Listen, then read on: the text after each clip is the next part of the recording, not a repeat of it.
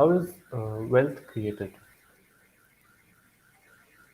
So even before you understand how wealth is created, you have to understand what wealth is. And wealth is basically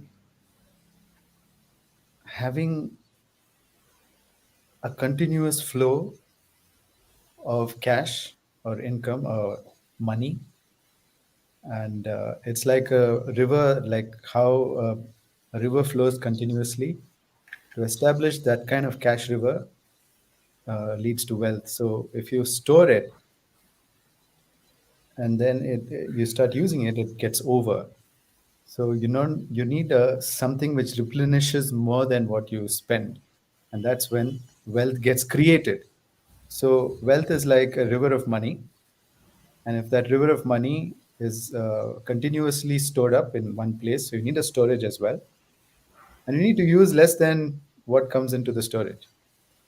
So what comes into the storage should be more than what you use, and then wealth will get created. And then, of course, simply accumulating wealth for no reason is not possible. That kind of rots and it goes away. But if you're accumulating wealth as well, if you're creating wealth, then you need somewhere to spend it as well. And those are also important considerations, which we'll get into in the rest of the talk.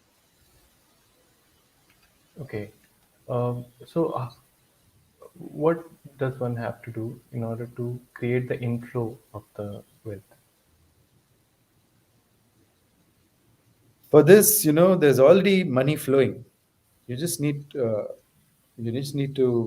tap into that flow. So you really need to understand uh, what's the gradient, what is the natural world around me, and you have to understand not the natural world, but the financial world around me. It's something like nature. There is a world, a financial world where there is money flowing. It's just not flowing to you if you're not wealthy. But to someone who's wealthy, they're in the path of that flow, and they are doing something to tap into it. So how do you recognize where the wealth is flowing? You need to see what people are spending money on, and then you'll understand that people are spending money either for pleasure or to solve a pain, and that's it. There's only two reasons why people spend money. Okay. And so if you're going to be somebody who understands what kind of pleasure they're spending money on or what kind of pain they're spending money on, and then you can find out what is the problem in that area where they are spending money, you know where you are interested as well. You also need to be interested and talented in something. And if you're interested and talented in that one thing, let's say for example, you're a graphic designer, okay, just for example. Now people have certain pains in graphic design, and in fact there was a huge pain that the website called Canva solved. And when I was in college, I went to art college, and we used to have these discussions. And in one of those discussions, a friend of mine, she told me that she wants to start something where there are ready-made graphics templates, and people can just use those templates and make good looking art. And man, this was in 2000 or something. Like, that's what, 20 years ago she had this idea.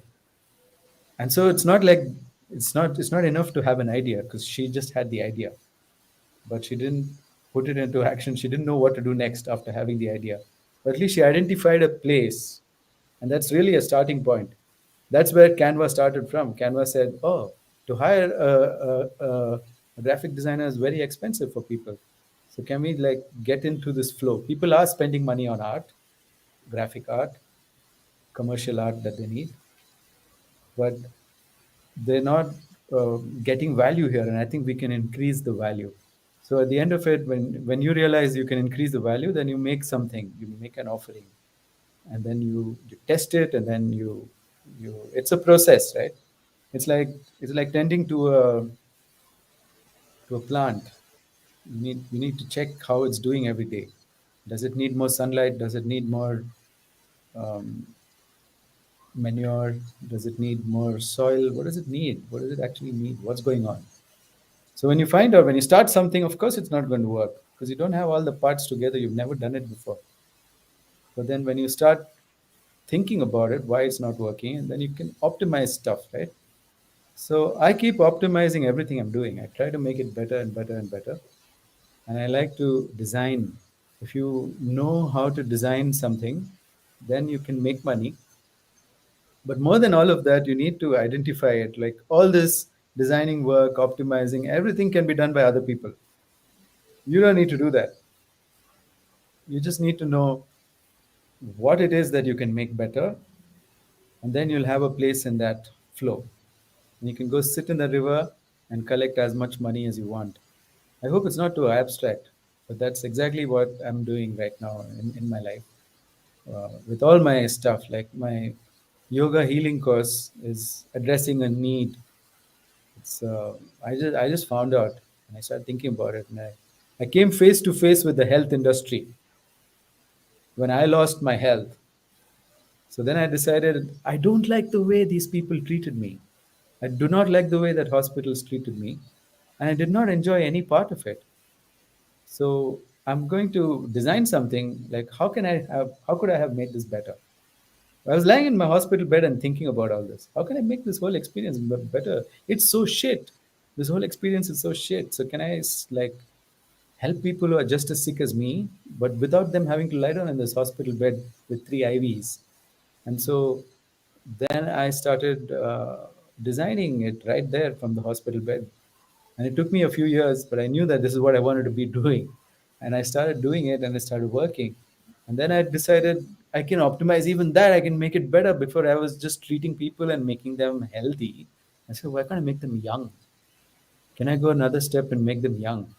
So then I said, wait, what if I could restore people's youthfulness and without this demon of disease behind them? Like let's just get out of the disease paradigm and let's aim for the youth. Let's aim for youthfulness because when people have youthfulness, they have time. So that's when I got into this particular space and I created solutions. And the solutions have started working and we are getting results. So it's not like, ideas are a dime a dozen, people can get ideas. There's just nothing stopping you from ideas, but you need to go and test it out and see if the market is ready to accept your offer. And so your offer becomes everything. Your ability to communicate that offer becomes everything. And that's where it is. At the end of the day, you should be able to identify a place where people need help and you should be able to make an offer there. And if you can make an offer, then you invite the money, and afterwards you'll be like, what am I going to do with all this money? Like, how do I even execute these orders? How do I, you get to that place. Like, I got scared by the response. People are like, yeah, we're fed up of hospitals, take my money. And I'm like, well, wait, I can't serve all of you. I can't serve all of you. So I have to be very selective in who I take. So I've been only taking very few people. I've taken about 5, 10 people a week. That's about it. I can't serve more than that right now. I need to scale up. So it's a good place to be in though, rather than, I don't have any money I don't know what to do with so much money. I don't think I can fulfill this many orders. You need to come there. But that comes from you deeply observing and understanding what is happening to you in your life and, what has been your journey. And it starts by knowing who you are. And I call this honesty. It's the first step. If you know who you are, what role you can play in this world and what role you're suited to play in this world and what role your body itself, your anatomy is designed to play in this world, and then you know like what you should be doing. So it's a very deep self exploration that needs to happen first, and then you can easily make money. It's not a problem. Okay. So once we figure out this is who we are and this is how we want, this is what we have to give. Is there a process to find that out? That also? that this is what I have to give, which people want? Well, there are several processes. They're meditative in nature. One involves you starting to observe, in hindsight, looking at your life. Let's say you're 25 years old. You look at every time what have you done, and certain things will stand out in your life. Like that's your character. That's who you are. Certain things would be repeating all of the time. So I found that I'm some kind of a problem solver. I could even say that I'm a kind of hero, and I've really stood up for things that I believed in, even when I didn't know that how I can do this. For example, there was uh, somebody molesting a girl in my class in the first day of college. So I went and bashed up those guys, and I didn't know what's going to happen next. I thought I might die. I was ready to die also. And they did come back with 30 people later in the evening and beat the shit out of me. And then I didn't give up. I went and I got some organizations involved in it. And finally, I solved the problem. So I found that I would get involved and stand up for something which I felt is right. And if I felt that is right, then I'll just do it, or I'll die doing it. I found that out about me as my character. And then I started to think, then, I'm pretty good to be an entrepreneur because I don't give up.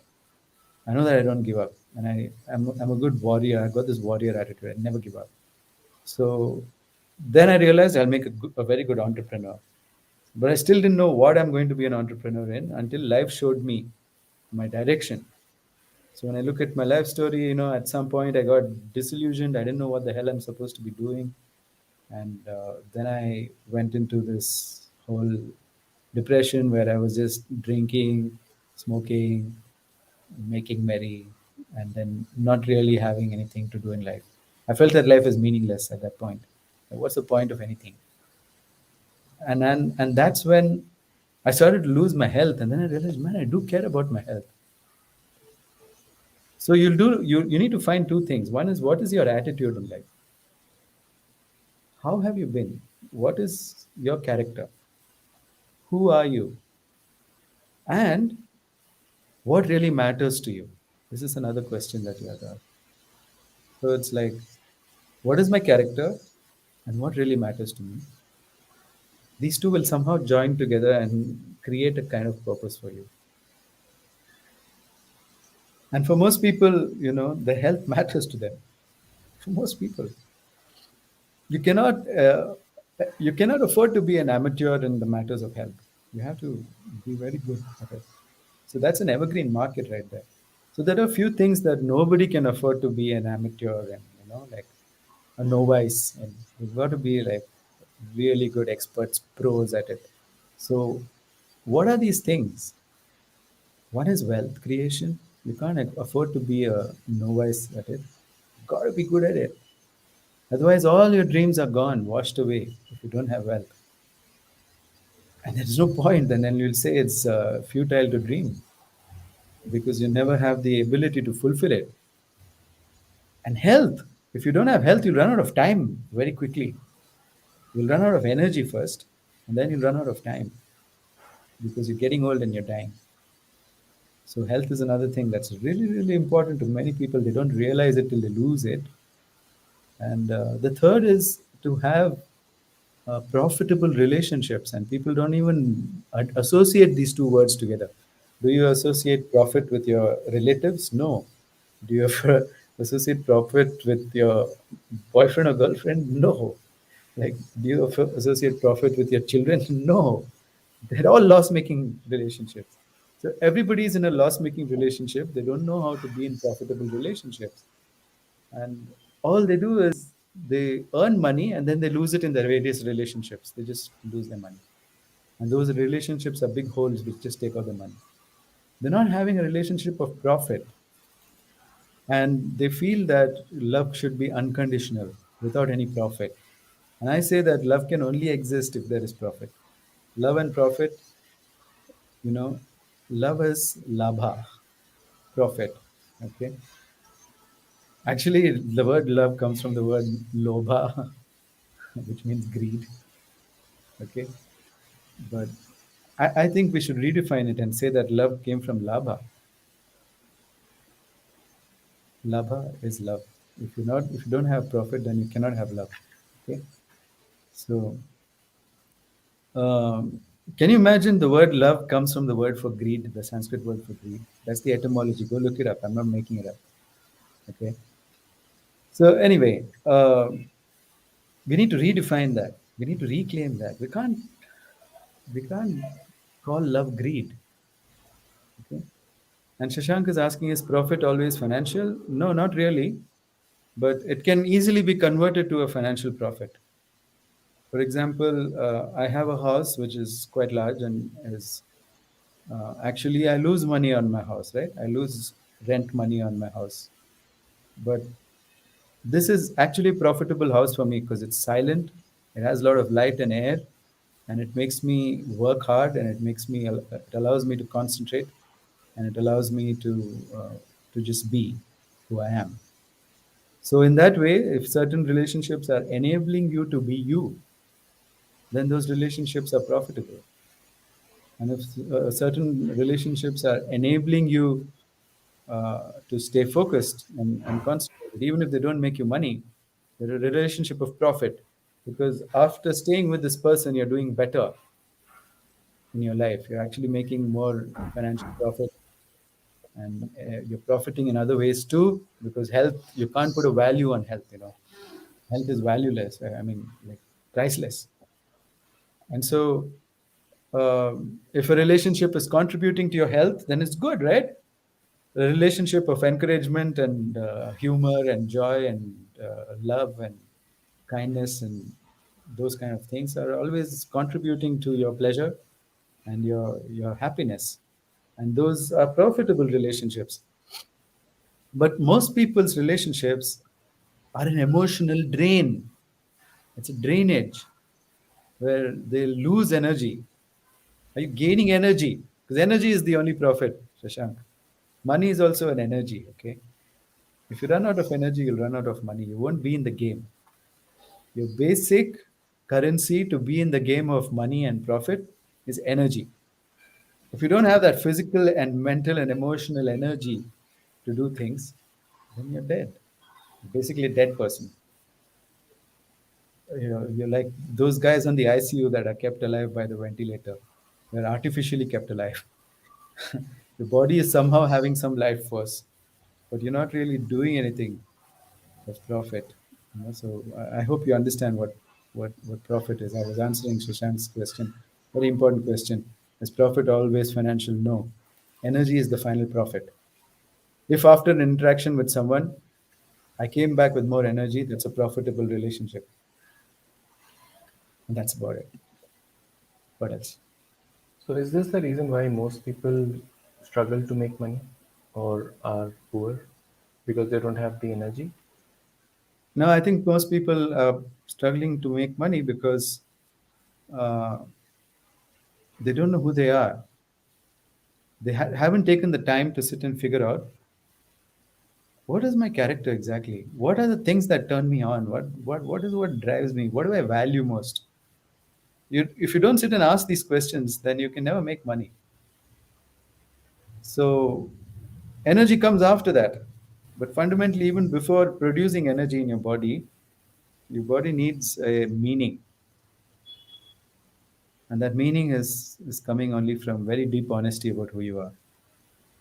Many people tell you to be something because they just feel that that's profitable. Get a job, get a government job, or become an engineer and get a job in a multinational. Wow. Do UPSC and get a government job. Wow. Yeah, there are some people who will enjoy that, but not the multitude of humanity that's applying for these damn things. They're not enjoying it. So many people write the common entrance test after 10th standard wanting to be engineers simply because they think that it's profitable and somehow they'll get money, and that's what it is. And there's nothing more stupid than that. You'll kill your soul. If it kills your soul, then you're done for. Kunal wants to know, is a mother's love unconditional? No, man. Of course not. Have you seen your mother? Doesn't everybody remember how many fights you have with your mother? Or, you know, how much problems you have with your mother? Like, nobody's love is unconditional. If you're causing your mother to lose energy, she'll slap you.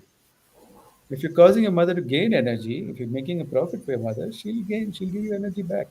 It's just that simple. So don't be in a loss making relationship. Interact with people in such a way that they come out with more energy. Can you do that? Do it for a day, mindfully, and say that everybody I interact with, I'm going to leave them with more energy than when they came to me. If you play this game, you'll start building relationships of energy. Okay, but before that, you have to know who you are, and you'll have to know what bothers you, what troubles you when you see it in this world.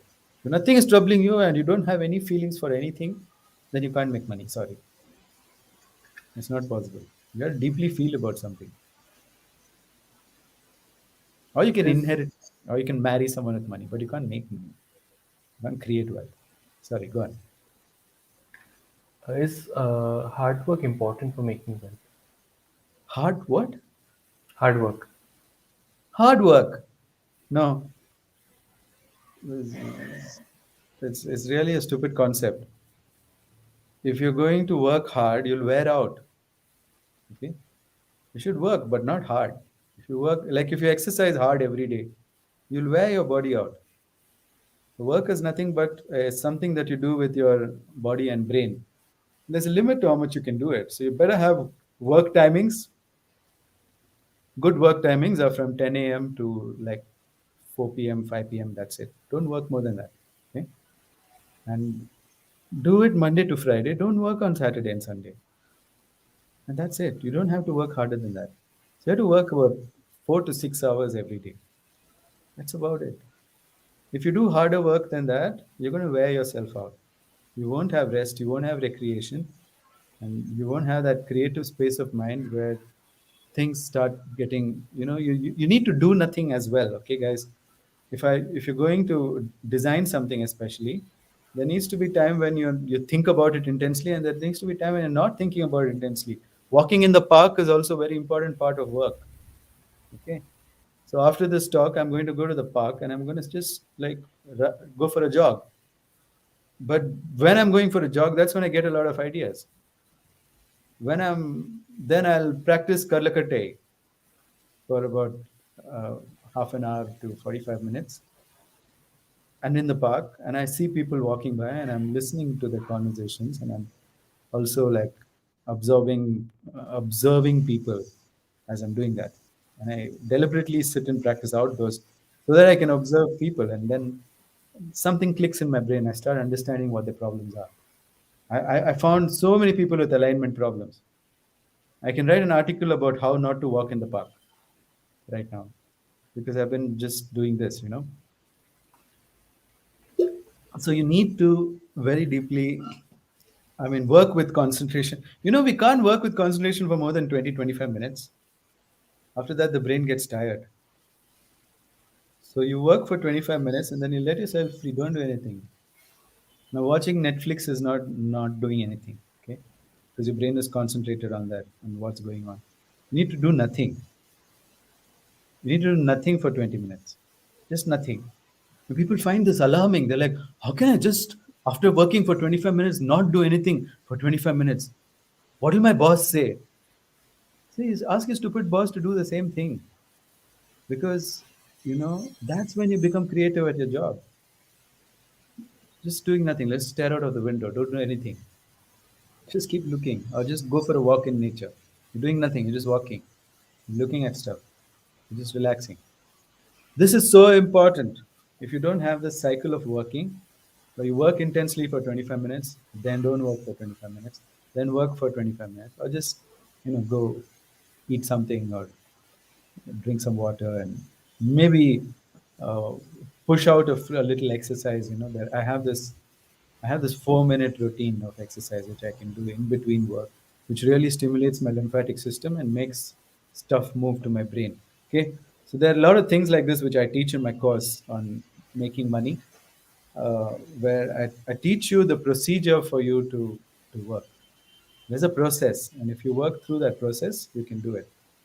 Is it like you asked, is there a process to know whether what you're good at? I am teaching this on in my course, so I'm gonna take people through a process, and the lessons I teach they can be learned in like 18 days, but you need to apply it over the next few months. So it's a concentrated stuff that you get. You need to really apply them. And there's a process, a step-by-step process to do all this. Never work hard, guys. If you work hard, you're so screwed if you work hard. You just ruin yourself. In fact, all my clients are people who work hard. My health clients, they lost their health working hard. Okay. Recently, one person working very hard died. Very famous person, Puneet Rajkumar. He died out of hard work. Okay. Hard work can kill you. So be very careful to avoid hard work. I'm not saying avoid work. Don't hear me wrong. Don't mishear me. I said avoid hard work. I didn't say avoid work. Okay. Uh, which qualities should a person possess in order to be wealthy? Are there any, universal qualities which one should have? Yeah, yeah. I've identified 8 attitudes. I made a list of them somewhere. Do you have the list? Okay, but yeah, I've identified like 8 attitudes, and there are. Let me just find them. Hang on.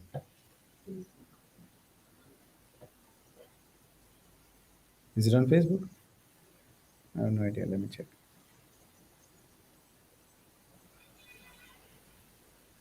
I sat and contemplated about all this very recently, and and then that's when I made this course. And I made a post on Facebook as well. I sent an email out to people, and then I've got so many people registered. Yeah, here it is. The 8 attitudes, right? The first one is called honesty. And by honesty, I mean knowing who you truly are and being true to that role that you came on this earth to play. There's a role that we've all come on this earth to play, and we know it. We've been playing it since we were born. It's just happening out of our DNA, or our, I don't know. It's not just genetic makeup, right? It's more than that. It's our makeup, how our genes plus our microbiome allow us to express certain qualities. We need to be aware of those qualities. That can be done meditatively. There's a retrogressive meditation that we do, and it's like similar to past life regression, where you just go into this life, but you go into the past. It's a past regression. If you do the past regression, certain things will stand out, and then you'll understand who you really are, and then you have to be honest to that role going forward, and that's what you need to identify, the things which are most satisfying for you. And once you identify that, then you also need to be honest about what really really pisses you off in this world, and what is it that you really value and that you're not willing to let go of. And those things you have to really look at. You have to feel it, and that's honesty. You've got to be that person all the time consistently. That's number one. Second one is vulnerability, which means it's a somebody told me that vulnerability is a strength. One of my mentors, and I was working with him in Hyderabad, and he told me this, that you got to be vulnerable. So what does that mean? I said, tell everybody how you're going to be affected. Do not yell at someone. Do not criticize someone without telling them how you got affected. And I said, what is that? I don't know how to do that. And he said, you can learn it. Start start being open about what losses that you're going through, and say that honestly to people. And don't be afraid that they're going to judge you as weak, because people are kind. At the core, they are kind. And if you give them, you tell them that you're going through a lot of trouble because of certain things that they're doing, then they listen to you. So be vulnerable always. Just tell everybody what your problem is. You know, He said, somebody who can't ask for help, I don't trust. I don't trust people who can't ask for help. I mean, what? Why? Aren't they the strong people who don't ask for help? He said, no, everybody needs help. And if they can't come up and say that this is where I'm weak and this is where I need help, then that person cannot be wealthy because you don't know how to elicit cooperation. A lot of people cooperate with you because you're weak in something, and they say, "Okay, yeah, you're such an awesome person, and I can help you here. This is my strength. You're weak where I'm strong," and that's how we can bond with other people. Everyone who works for me in my company is strong where I'm weak, and I'm strong where they're weak, and that's how we have this amazing bond and this relationship, right? And that's the only way. So you got to be vulnerable. Everybody you're working with needs to be aware of what are your weaknesses. And if they don't know that, then they can't help you, and you can't ask for help. That's a big problem. Anyway, so vulnerability is also asking for what you want, and people don't know how to ask for what they want. And vulnerability is also being able to say no when you can't. Lots of people don't know how to say no. No, I don't want to help you.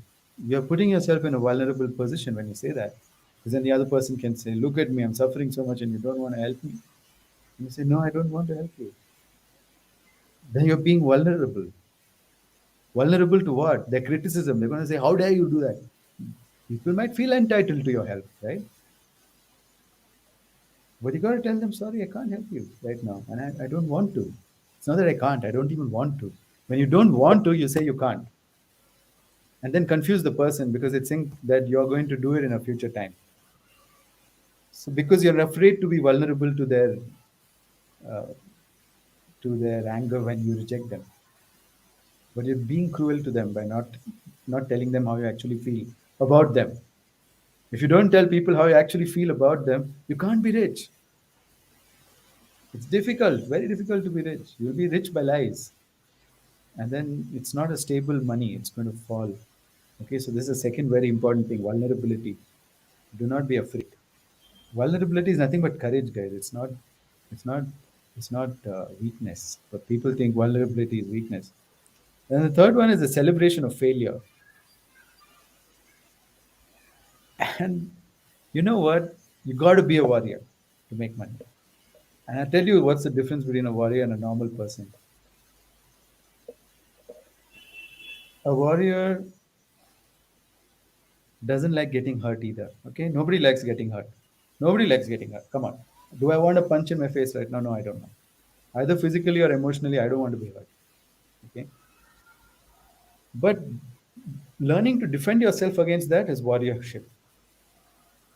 But telling yourself that I won't even be in a position where I can get hurt.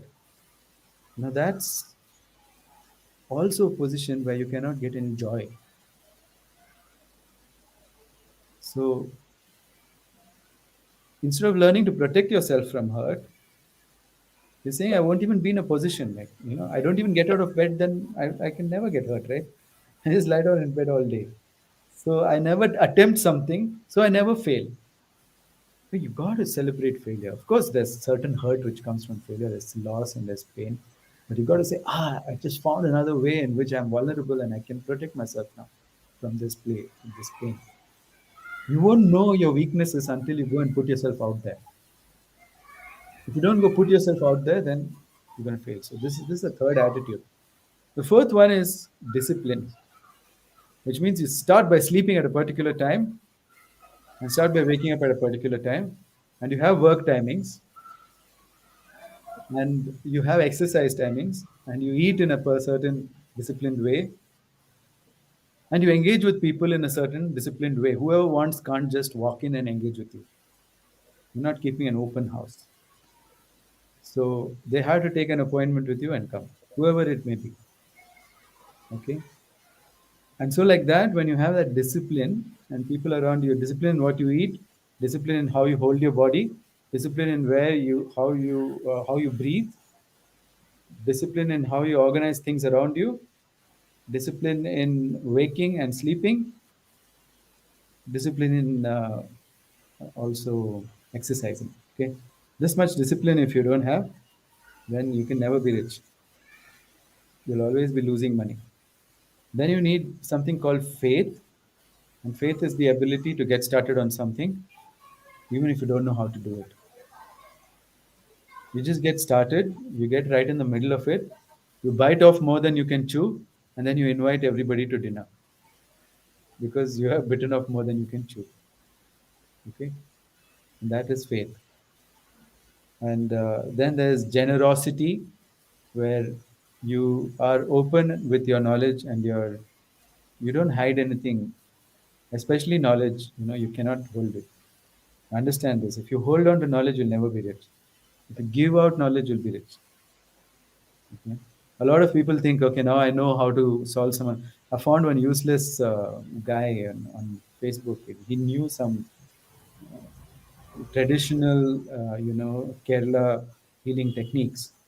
And I told him, wow, I would love to learn this. And then he said, why you want to learn it? What is your profession?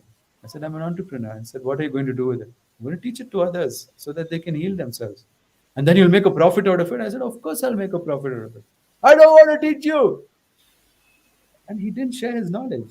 He was not generous. Okay, and he could have worked out a nice deal with me, where he would get a 10% royalty from everything I've done, and he would be making money now. But he's not interested. So if you're not sharing your knowledge, you're never going to get money. So that's generosity. Be generous with your knowledge. Be generous also with your wealth. When people need it, give it to them. If somebody comes to you and really need money and you have the money, then I usually just give it to them. I say, yeah, you can take it. But I also say no to some people because they need to know whether they really need it or they're just going to borrow it and never return it. And they are they are looking at me as an easy source of income. I don't want that. Somebody's really stuck, then I do help them out, whether it's financially, with knowledge, however I like to help them out. All right. So be generous and be compassionate. And this means that you really need to change your language. Look, compassion is mostly about how you speak and what you do. And you have to be aware when you're being rude and when you're not being rude. Compassionate goes beyond being polite. Compassionate goes from really understanding the deeper motivations why people come to you or why you go to them. And that is compassion. So you need to really understand motivation. If you can understand people's motivation, you can be compassionate. Like why, get the why of people. Why? If you understand the why of people, you can be compassionate. And the final one is cheerfulness. If you don't have a sense of humor and you don't take life lightly and you just don't know how to relax, you'll never be able to make money. So these are the 8 attitudes I've identified. It's now all on tape. If you want to like, go back and revisit it, make notes, whatever, please go ahead and do so because these are really the attitudes of wealth. You really need it. Okay. Okay. I have a couple of questions here. Kunal is saying, how do you optimize those 25 minutes of work that you put in? Well, you switch off everything, Kunal. You turn off your notifications. First of all, I don't have notifications. I check WhatsApp. WhatsApp doesn't check me. Okay. So there's a thing you just when you get a notification from WhatsApp, you slide it a little bit, you'll get a gear. Click on the gear and turn off all notifications. Whatever you get a notification from, SMS, I don't get my SMS. I check my SMS. I don't get it. Okay. I check Facebook. Facebook doesn't check me. I check Instagram. Instagram doesn't check me. Okay. So you make that in your phone. You're not going to be disturbed by any notification. Then remains about the rest of the people living with you. They need to know that when you're working, you're not to be disturbed. So you convey this to them and you tell them it's 25 minutes now. Everybody shut up. Don't ask me anything. Okay. And then you put yourself in that place. So you got to have a workplace, a work desk. Sit at the work desk, no distractions. Open your laptop. Do not open any other website other than Google Docs or whatever you're working on. Keep a timer for 25 minutes and start working. After 25 minutes, the timer rings, you stop. You know your brain is cooked by then. Just stop. That's it. It's not that complicated. All right. Okay. Is karma related to gaining or losing money? Balaji is asking. No, not at all. In fact, karma is a very difficult concept to understand, but I think it's the software that runs us. And you can have software programming where you lose money and all that, but at the core of it, you don't really know who you are. That's when you get in the mercy of karma. Okay, somebody who knows who they are is not under the mercy of karma. You have come out of that. You come out of that programming. You're out. You don't have karma acting upon you anymore. Okay, so this is very deep subject. We should go into it in another talk. But yeah, Girish is saying Happy Diwali, Girish. And Dankal Shripati is saying, Danakal Shripati is saying, Diwali Namaskara. Nimgu Namaskara. Okay, let's continue. Mm. So you talked about attitudes that one should have in order to be wealthy. What are Mhm. some skills that one should possess before they start making wealth? Very Start good trying to make question. Very good question. So there is attitudes and there's skills. You need two things, right? Attitude is something which you do with yourself, and skills are something that attitudes are a kind of neurology. Let's call it a neurology. Okay, and skills are by actions. You need to take certain actions over and over again to get skilled at it. Okay, I'm going to list out all the skills as well, and there are 10 skills. You're right, just 10 skills. Okay, and I divided them into six liquidity skills and four people skills. Just four people skills. Yeah,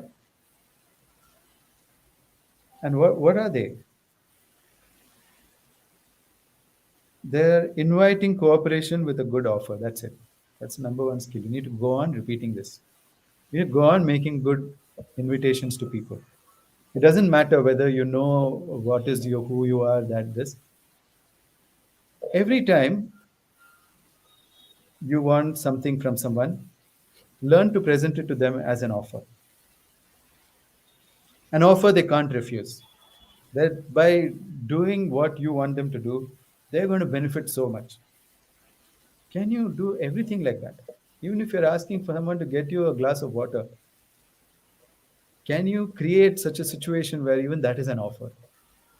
So you need to go on making an offer to people, okay? So that's inviting cooperation with a good offer where they can't refuse. You need to learn this skill. It's a skill. You need to develop it. People in relationship, people who are married, really need the skill. Even if you're not interested in making money, you should join my course only for this one skill. Learning how to make an offer that people can't refuse because the offer is so good, because they're getting so much benefit from it. Can you go on creating benefits? And it doesn't cost money to create benefits. Right? You don't have to say, I'll pay you 100 rupees if you go and get me water. No, there has to be some other benefit in that. And people will go on doing those things for you. They'll do whatever you want. Okay. So when you go to a shop and you want them to deliver stuff to your house, what do you say? Watch your words. Are you giving them are you making it irresistible for them to come and deliver things to your house? Because a lot of people agree to do what you say, but they don't do it. The reason they don't do it is because you didn't make an irresistible offer. So think about all the people that you asked them to do something and they haven't done it.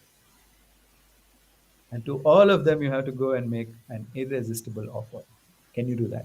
Okay, so that's skill number one. It may sound very simple, but it's not. It takes a lot of practice. The second one is the skill of being fair and courteous. People want you to be fair. And if they see you as unfair, they'll stop working with you. They'll call you a cheat. Okay? So you have to understand what is fairness. You have to make sure that everybody you're working with is getting a good dose of feeling that you are fair, feeling that what you're doing is not unfair to them. Okay, they don't care if you're unfair to others. They care if you're unfair to them. So what you're doing has to be fair to them. Make sure about this. If you want a long-term relationship with anyone, they should feel that you're a fair person with them. And that takes some skill. And then resolving disagreements. So sometimes you fall into disagreement, you don't leave it there. You don't say, let's agree to disagree. If anybody says that in my life, I hit them with the stick 3, 4 times. Let's agree to disagree that you need a few beatings with this stick. And then give them 3, 4, 5. Let's agree to disagree. No, I don't agree that what. No, yes, exactly. Let's agree to disagree. Fada, give them with the stick. Yeah. You can't disagree about whether you have to be hit with a stick or not. You have to come to agreement that you cannot be hit with a stick. And it's very important to come to agreement. Okay. And then you need to re-invite. So how do you come to agreement? You renegotiate your offer. You change your offer, you'll come to agreement. Earlier the offer was shit, that's why you're not agreeing. Now the offer is good, the person will agree. It's just that simple. There's no ego involved here. Okay. And the final one is the skill of encouraging people. That's the fourth skill that's so important making money. If you don't know how to encourage people, if you don't know how to speak in an encouraging manner, you'll kill people's spirit. You'll trample on their spirit and they won't be able to believe that they can recover. So you need to learn how this is practice, great practice, yeah. Because all people have done to you since you were born is crush your spirit. And that's all you know to do. This is what you think is a good relationship now. Most people go and crush each other's spirit and say how much in love we are because we crush each other's spirit. I hate being in a car with couples because they just crush each other's spirit and I have to sit in the back seat and listen to this shit. So as far as possible, I take a cab. If somebody offers me a lift, if they're coming without the husband or wife, I'll take it. If they're coming together, then it's such a problem. Have you seen how couples crush each other's spirit? Yeah. And it's the same thing with people working in companies and stuff. They just crush your spirit. They just tell you how useless you are. They just want to show you how great and how right they are. You need to stop this ego shit and just learn to encourage people all the time. Okay. And then there are the 6 liquidity skills, which is, finding a natural source of cash flow. This takes some market research. It's basically called market research. Okay. And there's a way for you need to build a way to filter out some of that cash flow into yourself. So I call that building, you need to build a funnel or a filter because everybody is not your customer. You need to be able to filter. So the ability to filter is the second skill. The third skill is the ability to lock in a certain amount of people around you all the time. They may not be your customers, but they're still sitting around you. And at some point this year, they will become your customer. So that's like maintaining a pool of water, which you may not use, but there'll be some time where the water becomes useful. So filtered water you take and you put it in a pool. Okay. And then you need to build a lock for that so that they don't run out from there. So you need to build it in such a way that the people are happy to be in that pool and they don't go anywhere. They don't consider any other competitor of yours. And then you build another filter inside the tank and then you purify that even further. Okay. And that will be the one which you can drink. That will be the one that will be your cash flow. And some of that cash flow goes in expenses, right? That's a drainage. And those expenses, you should make sure that you're making expenses which come back to you. So it's like putting the water into the ground, it stays in the ground, and then you can make a borewell and take that water out whenever you want. Okay. So all of your expenses should be investments and not liabilities. More you all of your expenses are investments, then they make money back because there's a return on your investment. Nobody says return on expenses, right? So when you make an investment, you expect a return. So can all your expenses turn into investments? Like that, you have to think. And then you'll be very careful about how you spend your money. So these are 6 liquidity skills. Okay. Nobody teaches you this. They don't know this. Most people don't know this, the 6 liquidity skills. So I'm going to teach this in my course. Okay. This course is upcoming on. I'm going to start on Monday. Okay, guys. If any of you are interested and you want to sign up today, there is a link. I want you to just make a note of this link. We're going to learn these 18 skills. Okay. Where is it? Can't see it. Okay, I will just create it. One second. Remember this website. My name is Guru Pashupati, right? So it's Pay Pashupati, Pashupati. Okay, that's it. Remember this. Oh, wait, sorry.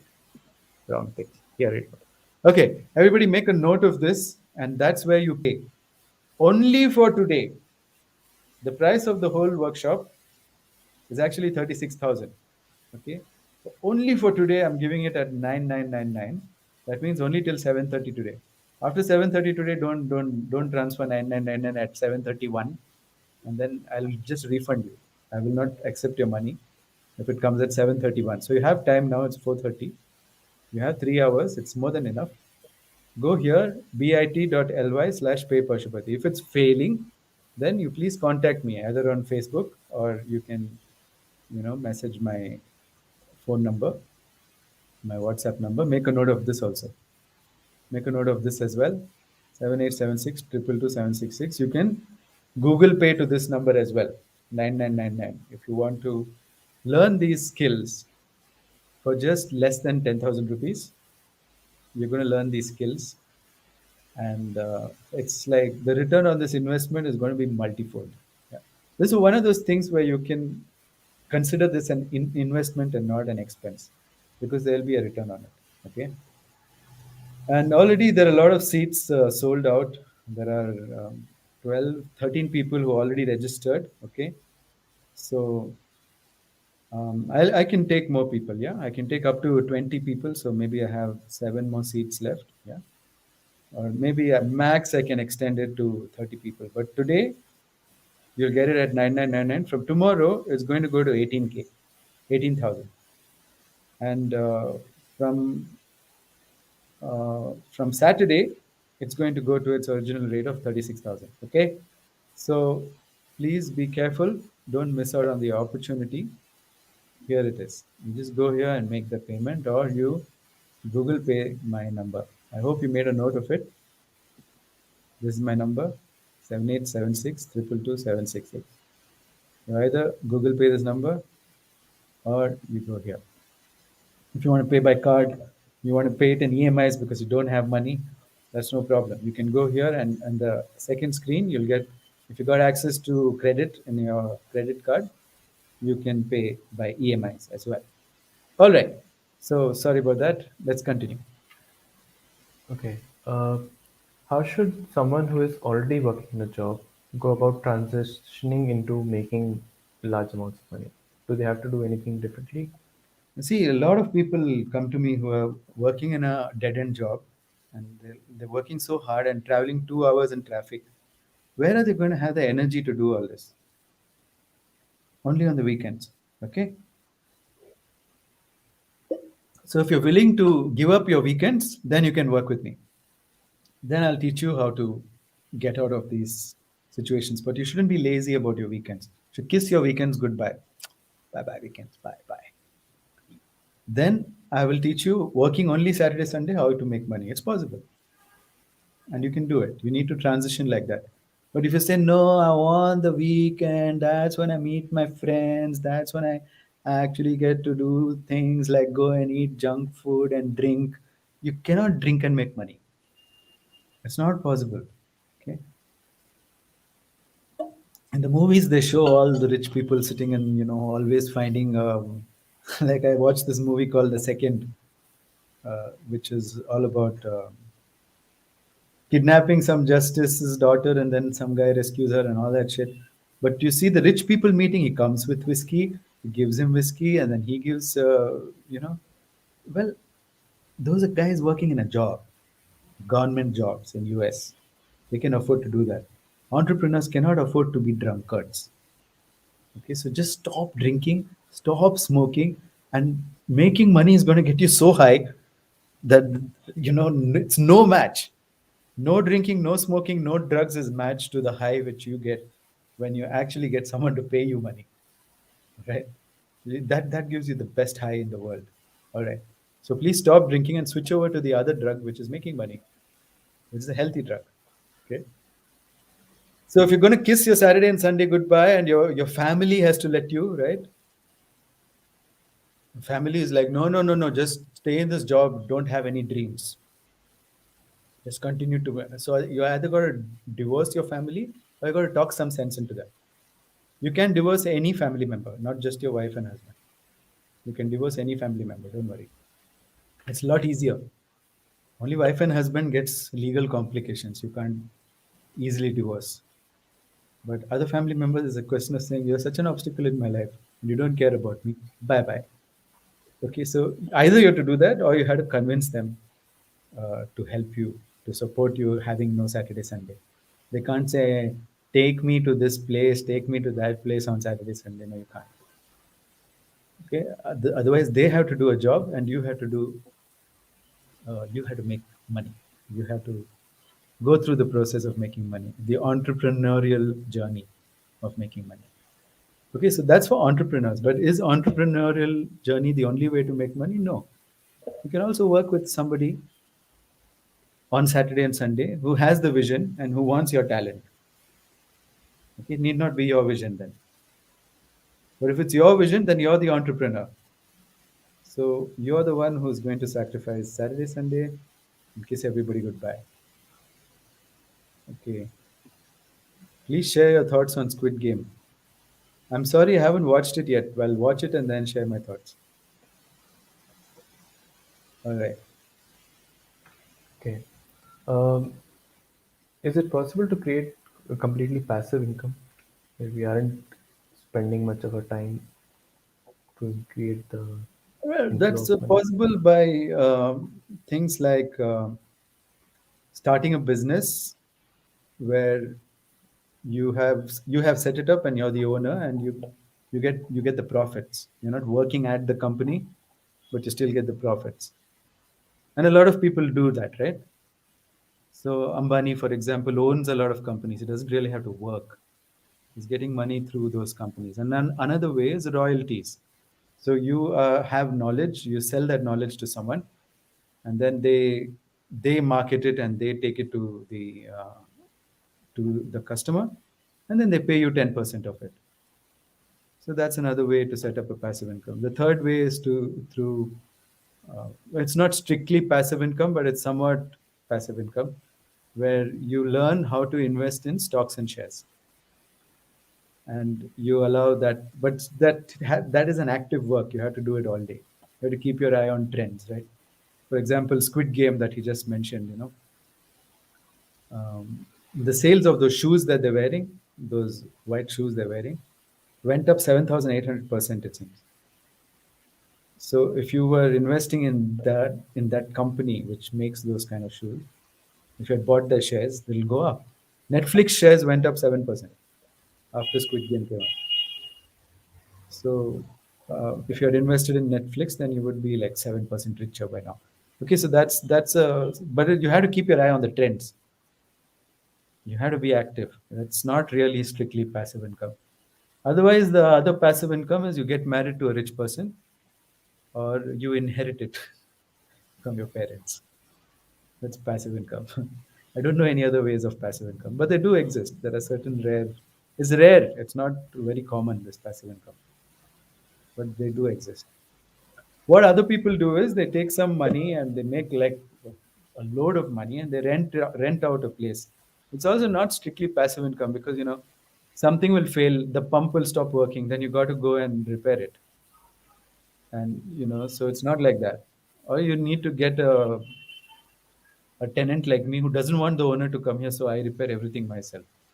You get a tenant like me, then it's called passive income. My owner is getting passive income because I don't want him clumping around on my property. So what I do is I solve every problem myself. I just pay him the rent on the last day of the month. So he's getting passive income. But every tenant is not like me. So then they'll complain about everything. They'll say, I don't know, the breeze is too much in your house. Then you'll be like, what? How can I fix this? It's a natural occurrence. I don't know. Do something. Put up a screen or something.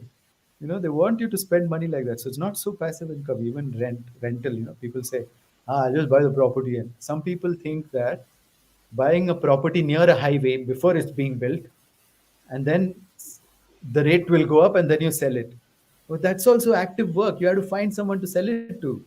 It's not really passive income. People call this all investments, but they're not. Okay. So why are you saying cryptic, Rajan? I didn't get it. What is cryptic? All right. So that's what passive income is. It's a very rare bird. I've been trying to catch this bird for a long time now, and cryptocurrency. Yeah, cryptocurrency. Yes, that's another game. People are so rich with bitcoins, but they can't spend it anywhere yet. So now they're making NFTs, non-fungible something tokens, and nobody knows what it is. And so people are going on and on about it. And then selling courses on you knowing what NFT is, which you can just watch a couple of YouTube videos and understand. They're selling it to you as a course. Okay. So yeah, there are all of these things coming up, but then hey, there's nothing like a free lunch. Okay, it's a very rare bird, but I believe that I can catch this bird, and I'm going to catch it. Yeah, it's going to happen. Some people have caught it. It's not that rare. Also, it exists. Is it? How do you create multiple source of income? I mean, creating multiple sources of income, does it require more work to be done than No, not at just? all. Not at all. Not at all. Not at all. You need to first focus on one. Okay, focus on one source of income, and when you figure out everything about it, it's one source of income. You don't have to put so much effort and energy into it. Then you make another source of income. Okay, I myself have some 5 or 6 sources of income, which I've built over the last 10 years. So it's possible. Yeah, you can definitely have multiple sources of income. No problem. It's easy. But do it one by one. Don't do three together. Then you'll make a mess. Okay. I don't have any more questions. So if anyone in the audience has any questions, you can ask. We are Yeah. towards the end of the podcast. Does anyone have questions? We are actually out of time. Does anyone have questions? If not, I'm going to go to the park now. Okay, great. Many of you have signed up for my workshop. So here is a reminder again. For those who haven't signed up, you either go here and pay 9999. I hope you made a note of it. Or you Google Pay it to this number. Okay. That's also my WhatsApp number. So once you make a payment either on that or this, send me the receipt and I'll add you to the group. We get started on Monday. The classes are going to be from 12 to 1, I think, right? What time are the classes? Yeah, 12 to 1. Just 1 hour, 18 classes, 1 hour classes. You'll have access to the recordings forever.